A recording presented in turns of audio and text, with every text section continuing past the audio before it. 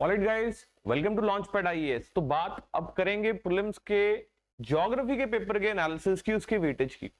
Now the point is के paper conclude हो गया। पेपर अनएक्सपेक्टेडली मॉडरेट की तरफ ज्यादा आया, इन द सेंस के जो पेपर था वो ना ही बहुत ज्यादा इजी ना ही बहुत ज्यादा difficult. Further more elimination techniques जो पहले एलिमिनेट कर दी गई थी वो दोबारा से री इंट्रोड्यूस कर दी गई। एनीवे, आज की वीडियो में हम देखेंगे कि ज्योग्राफी का जो मॉड्यूल है उसके ऊपर कैसे क्वेश्चन पूछेंगे, किस तरह के क्वेश्चन आए। अगर ज्योग्राफी में से मिक्स क्वेश्चन आपको देखने को मिले तो उसमें कौन सा ऐसा एरिया था जिसमें से सबसे ज्यादा क्वेश्चंस पूछे गए, जैसे कि क्लाइमेटोलॉजी के ऊपर बहुत ज्यादा फोकस था। तो तकरीबन अगर हम रफली देखने की कोशिश करें तो अप्रोक्सीमेटली 12-13 क्वेश्चंस हमें देखने को मिले with respect to the geography, directly और इनडायरेक्टली। उसमें से लार्जली क्वेश्चंस हमें देखने को मिले क्लाइमेटोलॉजी में। तो क्लाइमेटोलॉजी इतना ज्यादा इंपॉर्टेंट हो जाता है एंड उसको समझने के लिए कोई ज्यादा लेक्चर्स भी नहीं लगते हैं, ना ही कोई बहुत लंबी चौड़ी पढ़ाई करनी पड़ती है आपको। मियरली आप 4 से 5 लेक्चर्स में क्लाइमेटोलॉजी कंप्लीटली समझ जाते हो, एंड दैट टू बहुत आसान तरीके से, एंड रिलेट करके अपने आसपास के एटमॉस्फेयर को समझ के बहुत इजीली प्रिपेयर हो जाता है। और यूपीएससी ने इस बार भी एनसीईआरटी में से क्वेश्चंस डाले हैं, इन द सेंस के आप अगर एनसीईआरटी पढ़ के जाओगे तो वो एनसीईआरटी की लाइन आपको नजर आएगी जो आपको पेपर में भी मिलेगी। तो what does this shows? This shows के एनसीईआरटी की इंपॉर्टेंस ज्योग्राफी मॉड्यूल के लिए तो हमेशा से रहेगी।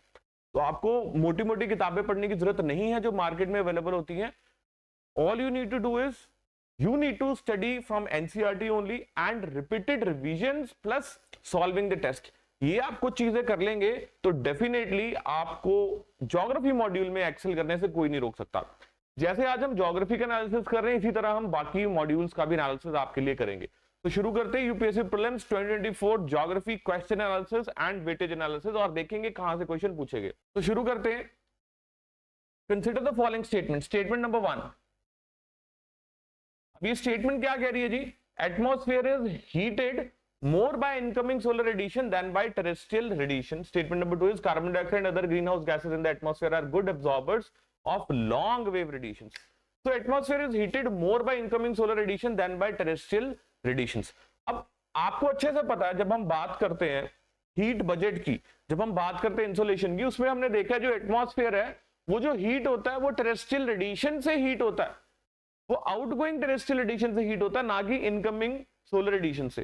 तो we usually use this phrase in our class के आओगे अपनी मर्जी से, जाओगे हमारी मर्जी से। तो टेरेस्ट्रियल रेडिएशन से ही क्या होता है, वो हीट होता है। यहां आपको उल्टा दिया गया था। Carbon dioxide other green house gases in the atmosphere are good absorber of long wave radiation. ये बात ठीक है, वो लॉन्ग वेव रेडिएशन के गुड एब्जॉर्बर होते हैं। So statement 1 is incorrect but statement 2 is correct. So this was the right answer. Again NCERT में से आपको क्वेश्चन देखने को मिला। अगेन ये भी एनसीईआरटी से, वो भी क्लाइमेटोलॉजी का। Thickness of troposphere at the equator is much greater as compared to the poles. बात ठीक है। अगर हमने एनसीईआरटी भी देखी हो तो उसमें हमें इवन डायग्रामेटिक फॉर्म में समझ आता है कि जो थिकनेस है ट्रोपोस्फेयर की वो इक्वेटर पे ज्यादा होती है। उसका कारण क्या होता है? इक्वेटर पे कन्वेक्शनल करंट्स चल रहे होते हैं। इक्वेटर पे लगातार हीट की वजह से जो एयर है वो राइज करती है। राइज करने की वजह से जो एटमॉस्फेयर की थिकनेस है वो भी बढ़ जाती है। पोल्स पे एयर डेंस रहती है, सरफेस के नियर रहने की कोशिश करती है, तो वहां पर थिकनेस उतनी नहीं मिलती है कंपैरेटिव टू द इक्वेटर। कारण क्या है इसका? Convection current. सो दोनों स्टेटमेंट्स ठीक थी और सेकंड स्टेटमेंट फर्स्ट स्टेटमेंट को जस्टिफाई कर रही थी। अगेन एनसीईआरटी में से क्वेश्चन आपको देखने को मिला। नाउ सी दिस, ये भी एनसीईआरटी का ही question with respect to geomorphology. तो वॉल्केनिक इरप्शंस के ऊपर क्वेश्चन था और क्या बोला जा रहा था कि how many of the above are products of volcanic eruptions. तो वॉल्केनो में से क्या क्या चीजें इरप्ट हो रही है, क्या क्या निकल रही है। हमें पता है pyroclastic debris, ash and dust निकलेगी, ऐसा हो ही नहीं सकता। Ash and dust, nitrogen compound, sulphur compound, it just cannot be there के ऐसा हो ही नहीं सकता कि ना मिले आपको। तो it was very much obvious के चारों के चारों आपको यहां मिलते हैं। अदरवाइज भी आप ट्रिक फॉर्मूला से भी इसको कर सकते थे कि कोई भी ऐसा नहीं था जिसको आप इग्नोर कर पाते। अब see which of the following are correct inferences from isothermal maps in the month of January.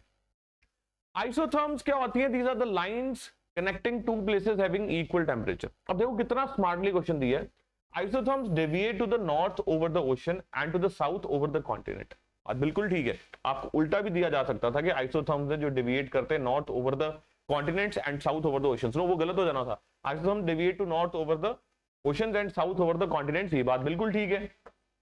Now ऐसा होता क्यों है? It is because of the difference of the temperature. अब ओशन के ऊपर अगर आप देखेंगे जनवरी के मंथ में रिलेटिव टू द कॉन्टिनेंट्स आपको जो एयर मिलती है वो थोड़ी वार्म मिलती है, सो देयरफॉर वो कहां डिविएट करते हैं? टुवर्ड्स द नॉर्थ, और कॉन्टिनेंट्स में they deviate towards the south.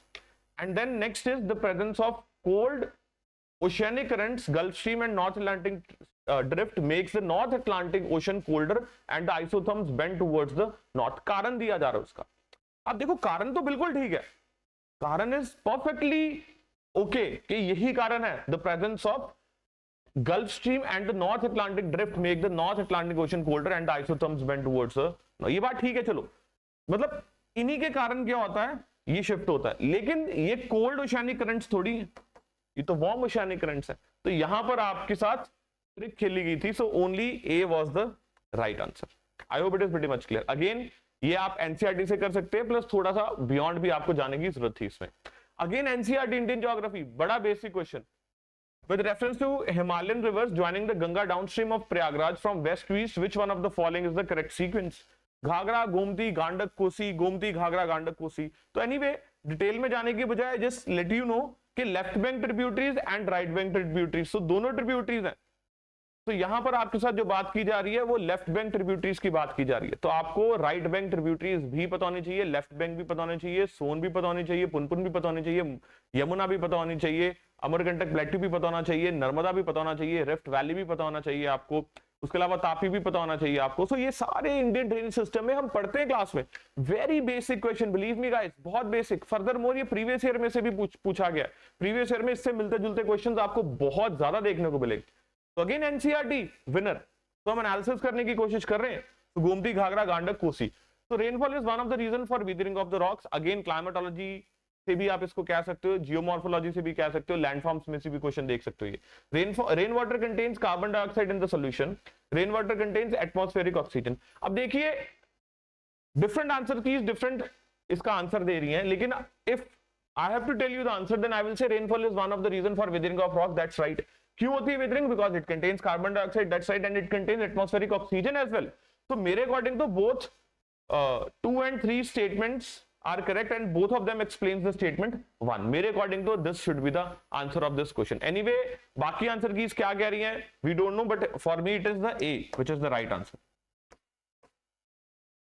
next see this waterfall। अब मैं हमेशा क्लास में बोल दो किरण वन लाइनर भी सिर्फ आप करके चले जाओगे, वहां से ऐसे स्टैटिक चीजें तब भी आप ये सॉल्व कर सकते हो, जैसे मल्टीपर्पज पावर प्रोजेक्ट्स, जैसे कि important desserts of the world कहां पर कौन सी लोकेटेड है, इंपॉर्टेंट माउंटेन रेंजेस, माउंटेन्स कौन से कैसे माउंटेन्स हैं, एंड देन वाटरफॉल्स, ये सारे आपको वहां मिलते हैं।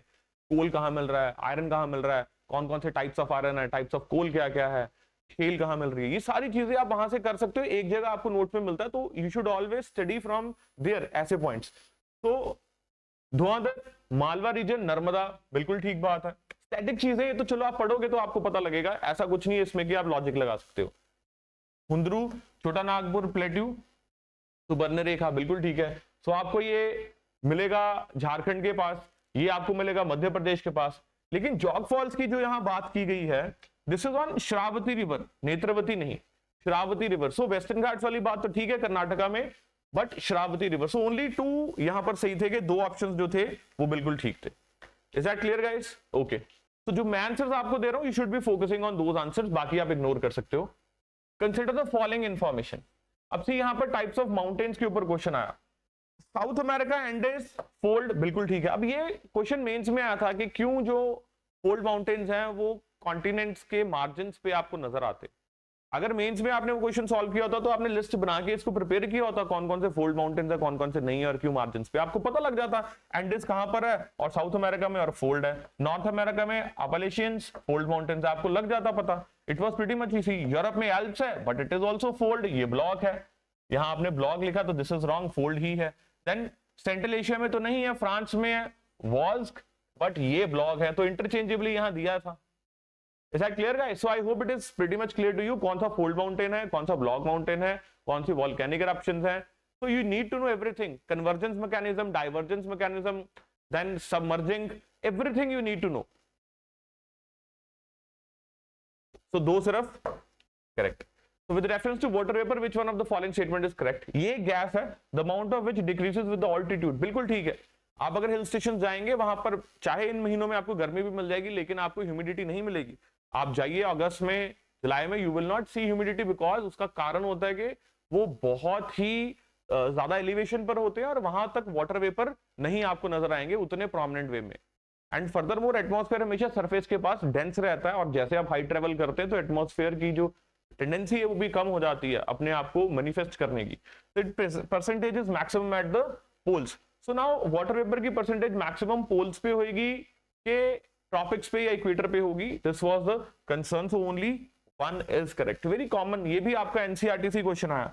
सो सी एनसीईआरटी से कितने क्वेश्चन आ रहे हैं और क्लाइमेटोलॉजी पर कितने? तो सी बेसिक क्वेश्चन 73, यहां पर बच्चे फंस गए। उन्होंने देखा प्रेसिपिटेशन पूरे साल होती है और precipitation annual daily range of temperature is low. ये इक्वेटोरियल रीजन में आपको देखने को मिलता है annual and daily range of temperature low और प्रेसिपिटेशन सारा साल, लेकिन वहां पर 150 सेंटीमीटर रेनफॉल होती है ना कि 50। तो यहां दिया गया था 50 सेंटीमीटर टू 50, सो इसका था मरीन वेस्ट कोस्ट क्लाइमेट। ये बिल्कुल सही जवाब इसका मरीन वेस्ट कोस्ट क्लाइमेट है। चाहे कोई भी आपको आंसर की कुछ मर्जी बोले, you have to mark this marine west coast climate. Okay, चाहे कोई आपको चाइना टाइप बोले, चाहे इक्वेटोरियल टाइप बोले, no, it is marine west coast. तो ये आपको टेम्परेट वार्म टेम्परेट लैटिट्यूड्स में मिलेगा, वार्म टेम्परेट रीजन में ऐसा आपको एटमॉस्फेयर मिलेगा जो कि कंप्लीट इन्फ्लुएंस ऑफ वेस्टर्लीज में रहता है हमेशा। Therefore through out the year आपको रेनफॉल देखने को मिलती है। आप इधर आंसर इग्नोर कीजिए, जो मैंने आपको बताया that is the right answer. With reference to Coriolis force, which one of the following statement is correct? It increases with increase in the wind velocity. It is maximum at poles and is absent at the equator. Now see guys, कुछ text कह रहे हैं it is maximum at the poles but negligible at the equator. कुछ text कह रहे हैं कि it is maximum at the poles but absent at the equator. So we need to sort this out. Anyway, इसके लिए आप dicey हो सकते हैं कि क्या सही होगा क्या नहीं होगा, but for now we have marked it at both 1 and 2. So on June 21st every year, which one of the following latitude experiences sunlight of more than 12 hours? अब जून, अभी जो आप महीना भी देख रहे हो, जून का महीना चल रहा है, सबसे ज्यादा गर्मी की बात हो रही है या फिर दिन की बात हो रही है इन द सेंस के कहां होगा। तो आप देख सकते हैं ट्रॉपिक ऑफ कैंसर में ही होगा, क्योंकि यहीं पर तो जो सनलाइट है वो प्रॉपर तरीके फॉल कर रही है। एंड इसके साथ साथ आर्कटिक सर्कल, आपको पता है नॉर्वे वाले रीजन में क्या होता है, 12 घंटे दिन 12 घंटे रात। तो वो नॉर्दर्न हेमिस्फीयर में जब सन होता है, जब गर्मियां होती हैं, तभी वो 12 घंटे से ज्यादा दिन शो करता है। तो automatically Tropic of Cancer and Arctic Circle आपका करेक्ट आंसर हो जाना था। I hope it is clear guys. So guys, that was all for the analysis of your geography. ऐसे ही हम और एनालिसिस भी लेके आएंगे आपके लिए, पॉलिटी का भी लेके आएंगे, बाकी सब्जेक्ट्स का भी लेके आएंगे, and will be telling you the source. And अगर हम कंक्लूड करें 2024 के प्रीलिम्स की बात को, तो एनसीईआरटी को आप इग्नोर बिल्कुल मत कीजिए। क्लाइमेटोलॉजी बहुत इंपॉर्टेंट पोर्शन था, बट एनीवे अगले साल क्लाइमेटोलॉजी में से आता है या जियोमॉर्फोलॉजी में से या ओशियानोग्राफी में से, we don't know. All we need to know is we need to holistically prepare, comprehensively prepare each and every module in accordance with the guidance जो आपके मेंटोर आपको प्रोवाइड करते हैं। हमने तो अपनी क्लासेस में ये सारी चीजें एज इट इज करवाई भी, बताई भी, एंड हम शॉर्ट्स भी शेयर करेंगे आपके साथ क्लासेस के, जिसमें you will get to know कि कैसे चीज को क्या समझाया गया था और वही पेपर में देखने को मिलेगा। Good night.